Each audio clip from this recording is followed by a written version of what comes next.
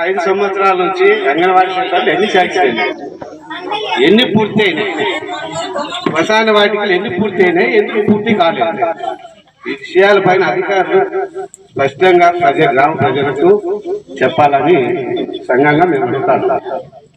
SC కాలనీలు anganwadi centre కట్టినారు తప్ప ఇంతవరకు దాని గురించి ఒక్కరు కాకపోతే ఇక్కడ ఉన్న లోకల్ నాయకులు కూడా ఇంతవరకు మీరు చూశారు, మాట్లాడినారా? శ్మశానం ఉంది, శ్మశాన వాటిక గురించి ఎవరైనా కానీ మాట్లాడినారా? అంటే ఎస్సీలు అంటే మాట్లాడుతున్నారు, ఆ సమస్య కాదా? ఆ సమస్య ప్రజల దృష్టికి తీసుకురండి.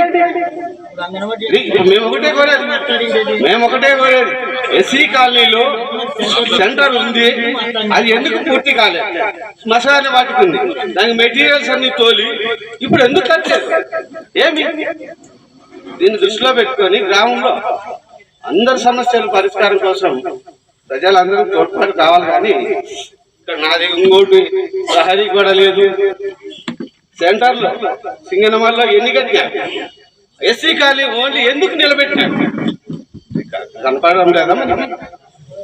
మీకు కూడా కనిపించలేదా? దీన్ని కూడా ప్రస్తావించండి, ప్రజలు కూడా మిమ్మల్ని అనుకుంటారు.